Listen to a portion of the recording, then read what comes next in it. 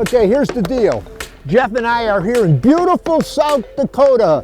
He was here a couple weeks ago fishing with his son and visiting family and friends, and he comes in the office and he gave me an update, and he said the walleye fishing was pretty good. You know, Al, you and I haven't fished together for a long time. Come on, why don't you go back with me? We'll go catch some walleyes and just have a good time for a few days in the Dakotas. I'm in, man. Yeah, Al, it's been a few years and the bite's on, so let's get out and get after him, huh, buddy? Closed captioning is provided by Smooth Moves, adjustable boat seat suspensions for a smoother ride. How's that? That looks pretty good, Al. You know, this boat to trailer system is awesome on these types of ramps. I got the roller trailer, and you just reach up here, grab the lever, and you're off and rolling.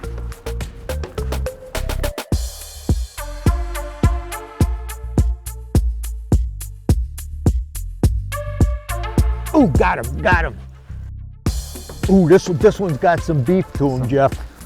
This one's got some beef to him. I like the looks of that rod bend right there. So do I. Oh, I got one too, Al. Whoa, we've seen a few on that depth finder there. Another good one. It's about that same as that other fish. Boy, she's beefing. Whoa. Yeah, we'll take her. I love coming to Dakotas and fishing these prairie lakes. There's something special. Yeah, you know, these fish are so tough. You know, when you look around at this water, every time I come here, I look at the water like this and I said, this isn't supposed to have walleyes, this is supposed to have bass in it or something like that. But they're filled, these prairie lakes here are filled with fantastic walleye fishing. You know, and you can catch them so many different ways. I'm doing one of my favorite ways. Snap jigging a moontail jig. Love it. I love it.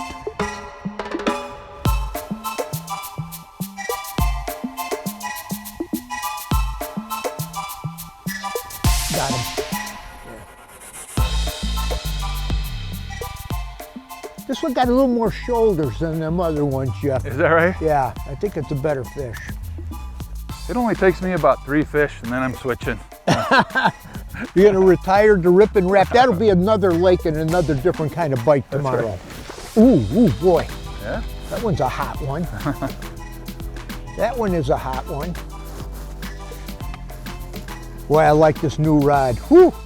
Nice fish there. Ooh, that's a nice one. Nice one again, nice one. Oh man, I'm telling you, I love coming to the Dakotas. And that's why. I don't think in all the years that I fished out here, I ever had a bad trip fishing in this part of the world for walleyes. I mean, there's so many good walleye lakes, it's just amazing. I just like looking at them, huh? Ain't they handsome? If you're a walleye fisherman, you're, oh yeah. There you go, baby. Yeah, we spent about our first 45 minutes. We came off the access. We figured, well, let's throw some rip and wraps up shallow in the weeds. So we started fishing 4 to 6 feet of water, which in Dakota lakes, with wind coming in, could be a good bet. Then we got a little further down. We started fishing a little deeper. Then we started fishing 5 to 8. Started seeing some fish in 7, 8 feet of water. And as we went down, we slowly started going deeper. And we come out on this point here. You can see this tree line come out like this, and it's like the end of a tree line, and there's a whole bunch of fish here. Got the first fish, finally got the first bite. We started seeing fish on our hummingbird. You know, they mark like walleyes. We know what they look like on there, and we just start contacting fish in 10 to about 13 feet. Every day is a process of elimination. Every day. And tomorrow we'll go to another lake and they might be all over the rip and wrap in 4 to 7 feet of water. And I like that too. You know, at the motel this morning, there was a couple guys that were not next to us that were here for a week. I was talking to them, and they said the fishing's been pretty good. That they said we had a little bit of a front, a little cool. On water temperature now is 74 degrees. It's a weekend after 4th of July. Yeah, you know, we had a cold front come through, definitely a cool front. In fact, it's pretty comfortable today. Like I said, it's 74 here.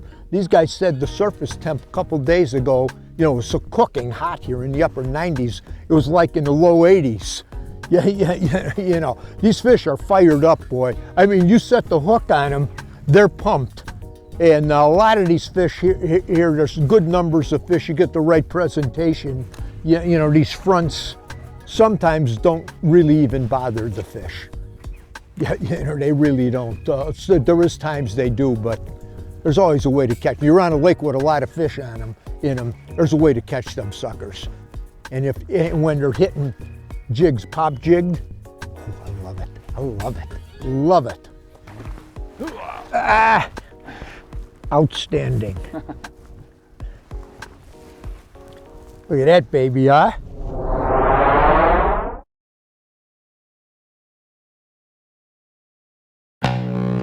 This segment is brought to you by Big Bite Baits, designed to bring the big bite to your line.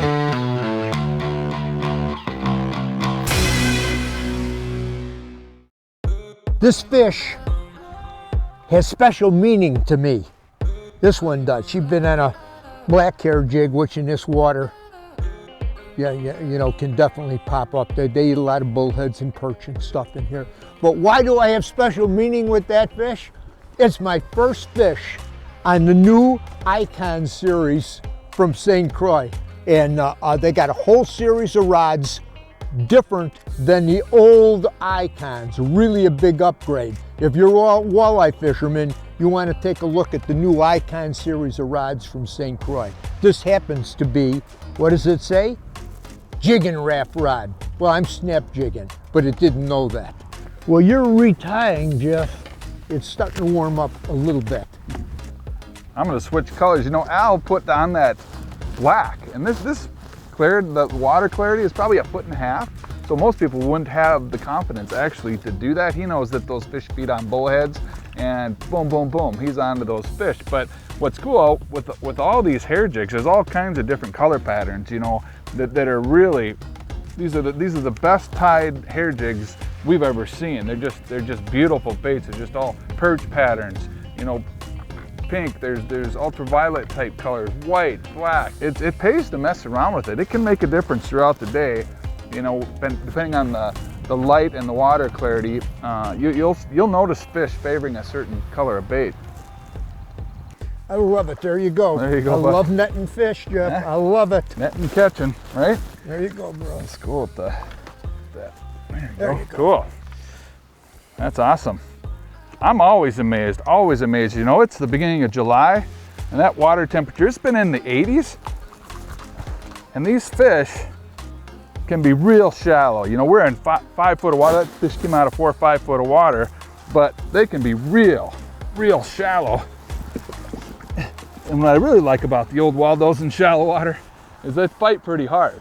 You know, I grew up in South Dakota. You know, I'm probably 25 years removed, but this is a special place in my heart. I'll always be from South Dakota. You know, this state on the eastern side is full of these prairie lakes, these pothole lakes. It was the prairie pothole region. And, you know, over the last 20 years, they just kept filling up and filling up and filling up. And there's places, there's sunken road beds, places where we used to duck hunt are now, you know, 20 feet below water. So, and that said, they're absolutely full of fish, and they grow at a really fast rate. So it's just a great resource, and I love getting back over here.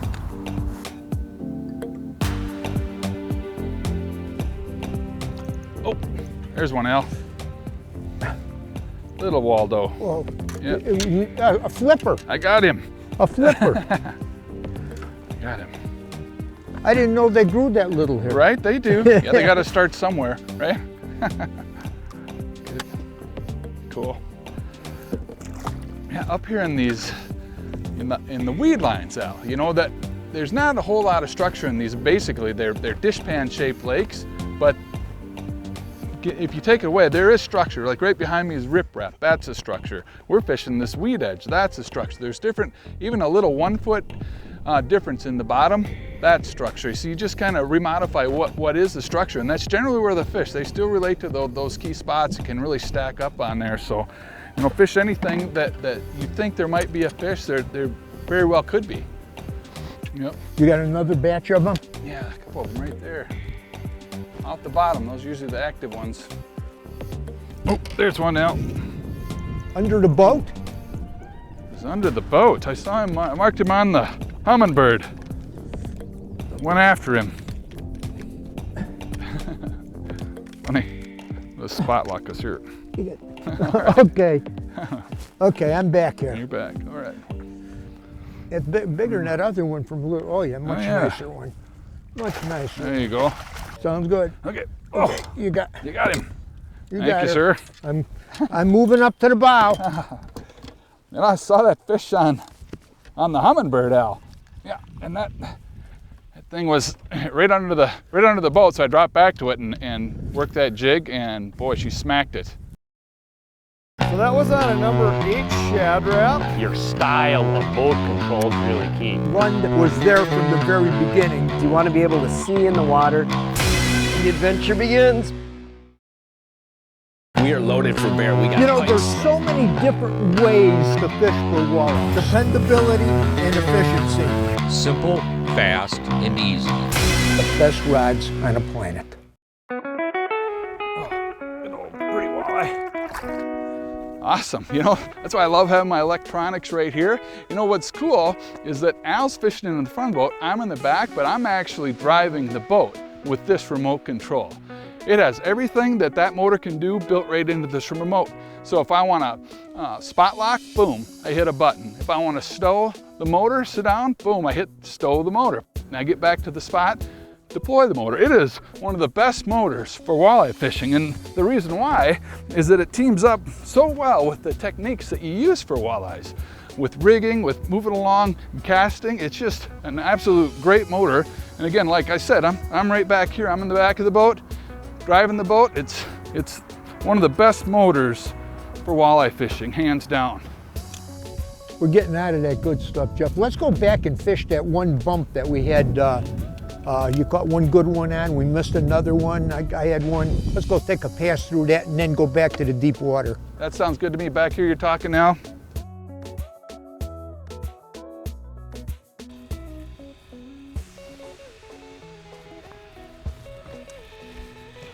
That is so cool. It's easy. It's easier on an old man like me. You know, a lot of walleye fishing is done with a spinning combo. At Angling Edge, we like to use, you know, the Daiwa 2500 size. That covers about everything you need. I'm actually using the ballistic, which is a great reel. It's a dependable reel. It's been around for a long, long time, and for good reason. Once you see one of those reels set into a company, it's just, you know, obviously there for a reason. Super dependable. You know that the drag systems on there are awesome, and affordable reel too. You know, it's a great reel. It's going to be bang for your buck. You're going to be really well off buying this reel. The older I get, I got to start fishing line that I could see. The green line against this water that I had fished before, whether it's fluoro, mono, whatever it is, I had to go to glow. And it makes all the difference in jig fishing. There's no question about it. This is Suffolk's advanced mono, and I'm really liking this stuff. But I've got a 6-foot Suffolk's fluorocarbon leader on this 8-pound test. And all my jig fishing is done with this. You know, whether we're hair jigging or jigs and rubber and on the back of them, jigging wraps, jigging spoons, blade baits, those family of baits. They got a lot of oomph, man. They do, yeah. They got a lot of oomph in this warm water. Come here, okay, get him. Well, okay, hang on. Let me get my arm down here. Hang on, let me get, oh, another darn good one. Yeah, you know, we had a little bit of a lull here for a while. And then I bumped into him. I went back to the black jig again. I changed some colors. You know, it's not been real fast in the middle of the afternoon. We had a really good bite early in the morning. Yeah, you know, we've been catching fish. Let me throw this one back here. I want to get her back. Water's warm. Let's get her back in the water. Whoa, there she goes. We've been catching fish in the weeds, like in 4 to 6 feet of water. And then we got some deep fish, and by deep fish, I'm talking Dakota deep fish, 10 to about 13 feet of water. Real deep fish on some Dakota lakes.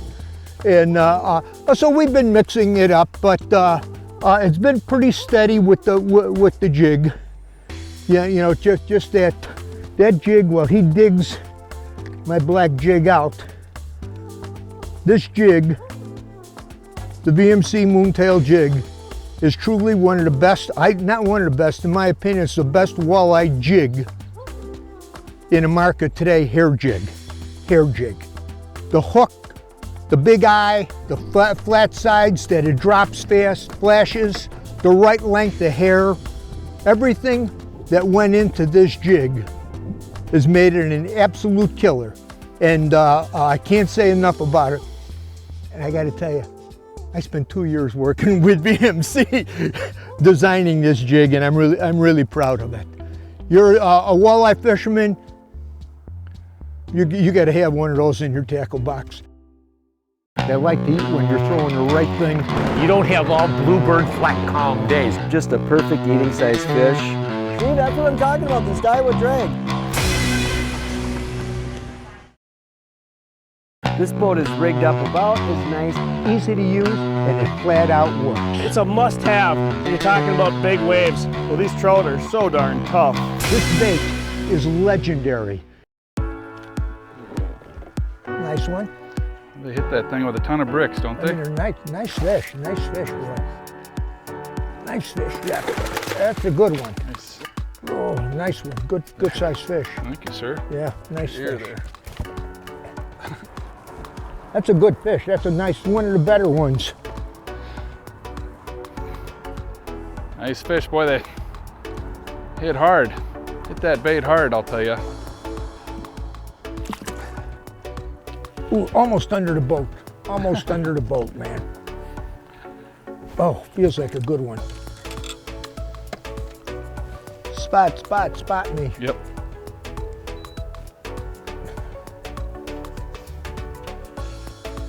Whoa. Yeah. Whoa. I'm really liking it. Feels like a little bit better one when she's throwing her tail. Getting you a little fit there. Yeah. Nice. I can't get a look at her. She don't like when I get her up here. Oh yeah. I like my marker, my green line meets the stuff with fluorocarbon, and it tells me you got about 7 feet left. Right. Ooh, get that baby in there. Flip a doodle, Jeff. Flip her up here. That's a bigger one. Flip her up here. Nice. Yeah, she's a pretty good one. She is a pretty darn good one. I'm going to give that jig to you to get it out of the net and untangle my mess. You know, we've had a good day. We've been catching fish in a number of different places, a number of different depths. Nice quality, nice average fish. You know, no real giants, but boy, I do this all day long. That's what these Dakota lakes produce. Incredibly fast growing fish, nice sizes, nice average. Good eating, but we're not eating any tonight. Look at that. And are they tough? Are they tough? Let me get her back. Come here, baby. Love it. Okay. It's almost dinner time. One more cast or one more spot? What's it gonna be? Both. Maybe one more cast, one more spot. As far as I'm concerned, it was the wrap to a phenomenal fun day. You know, my wife and I support a lot of ministries, and one of them is Charles Stanley of In Touch Ministry. Now, Charles wrote a new book, and I just finished reading. It's titled, Can You Still Trust God? What Happens When You Choose to Believe? You'll see I got all kind of spots marked in here, but there's one in particular chapter or part of a chapter that I want to read to you because it really caught my attention. And it's pretty pertinent today for a lot of reasons. Let me start this way. God isn't through with you yet, even if you failed in life in many things, like most of us have. My purpose is not to blame you or lay some kind of guilt trip on you about this, but rather to point out to you that we sometimes believe that God is finished with us because we've been taught incorrectly in the past, or we don't understand how God works. Much of what you believe God desires for you to do is based upon what you've come to believe about God through the years. What is your understanding of God today? Do you see God as a loving father or a demanding judge? Do you see God as an intimate friend or a distant acquaintance? Do you see God as a patient, gentle teacher or an intolerant and angry guide? Do you see God as a faithful companion or someone who comes and goes from your life? Do you see Him as a generous provider or a stingy God? Do you see God as understanding you thoroughly and yet loving you completely? That's a scary one. Do you see Him as removed and conditional in His acceptance of you? The way you regard God will determine to a great extent what you believe God desires to do in your life. I thought that was really fantastic. It's something for you to think about this week. How do you